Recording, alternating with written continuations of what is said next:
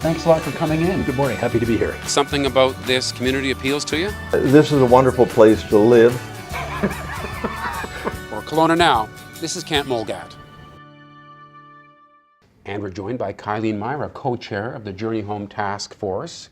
You're in transition now. So I've watched this sort of all unfolding.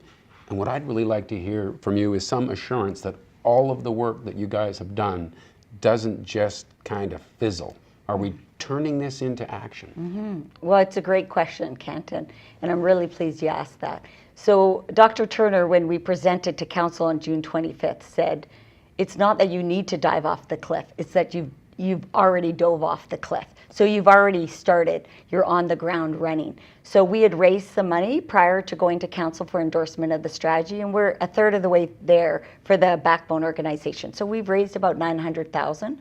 We need to raise about $2.7 million to get that whole organization in place. And that has been from individuals, service agencies, philanthropists, and just some individual donors that have come forward to say, we really believe in your strategy and we want to help you put it into action. We've also been setting up the backbone organization and the governance structure.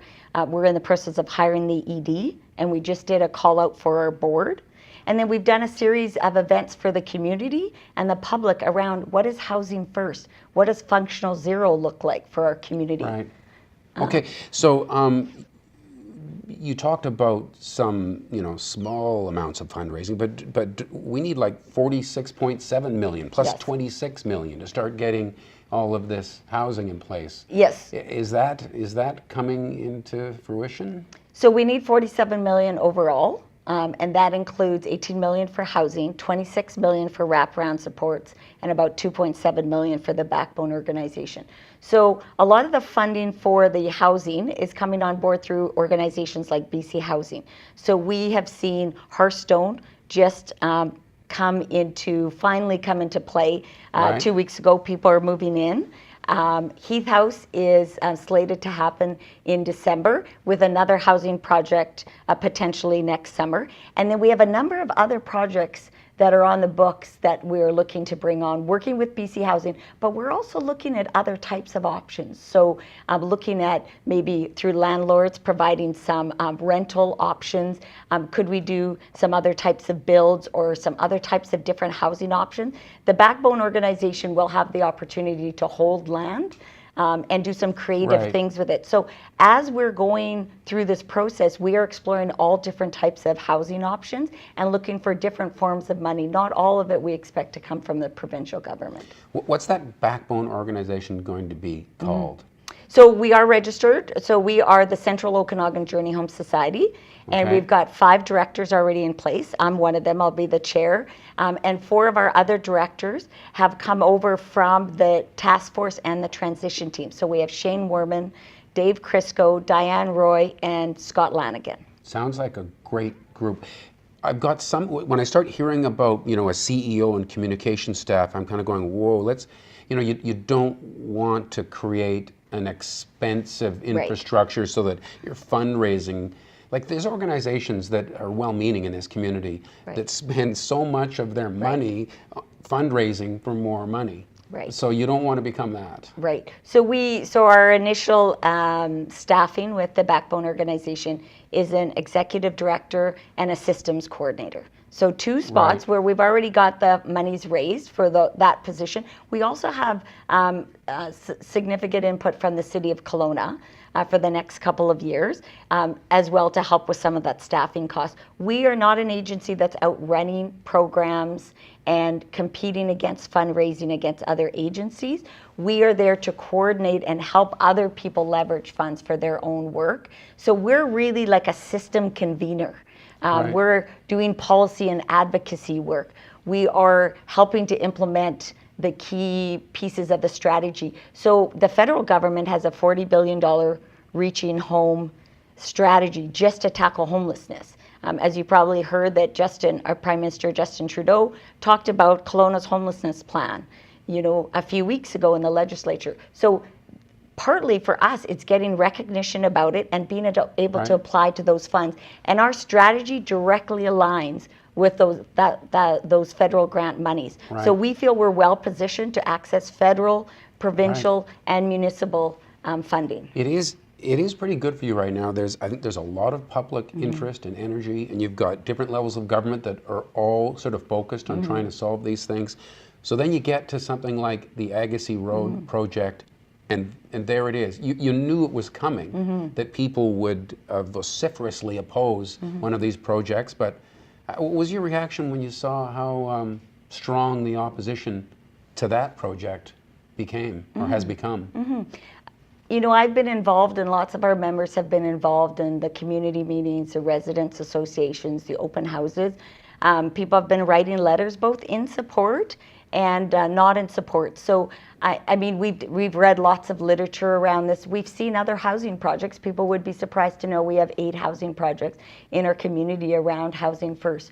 So we have anticipated that there is going to be some concerns, and a lot of it is lots of fear. Lots of misinformation about who are the people, what will happen to property around them or to the residents. And our job is to listen and keep, relaying information that's correct, trying to answer some of their concerns, invite them. We invited them to come take a look at the projects. When we had the open house, we had a significant number of lived experience people there. They were talking one-on-one with people, trying to talk about, I am a type of person that would be in that housing, and really trying to answer some of their concerns and perceptions about that. And so the more we can do that, the more we can help people understand what this project is going to look like, who's going to be in there, and their role in trying to be a good neighbor. If we want to improve the situation, and if we want to see the strategy realized, housing is a key part of it, and these projects are a central piece of the strategy. Right. Because if you listen to people saying, no, this isn't the right location for it, there aren't a ton of locations around. When you have an opportunity, you have to try to make something fit there.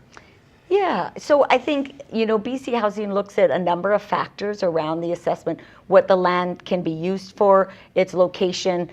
People need to have access to services, to transportation. They need to have enough space that we can make the economies of scales work for that. And they've done a lot of work around what some of the security features, what some of the staffing is. They've had a whole group of people around the table, from health, from policing, from the social sectors, to actually vet who's going into the housing. They feel very confident just in Heath House about the mixture of people that have gone in. People would be very surprised to know there are people, seniors on low income. There's people with disabilities. There are people with some substance and addiction issues, but there are also people that have been unable to afford housing, or had an illness, or a job loss, or a family conflict. And those are some of the reasons they don't have housing. So there are significant other reasons that people don't have housing, and that's important to realize that of who the mix is. So people can feel a little bit more safer about who is actually in that property. In general, it's expensive building this housing, but one of the arguments I've heard in favor of making these investments is that there is a cost of doing nothing. If we just talk about it and listen to opponents and get kind of, frozen in place by that, that's a cost too, isn't it? Absolutely. I mean, I'm talking about a financial cost, never mind the misery. Absolutely. So we know in our strategy, if we are to do nothing, we are going to touch over 2,000 people who have experienced homelessness over the 5 years.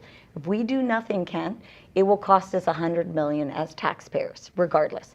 And that is in all of the sort of policing, the emergency care, the healthcare costs. We can drastically reduce that, so down to $50 million if we put these supports and housing and programs in place. So for every dollar you invest, you're going to get a $2 return.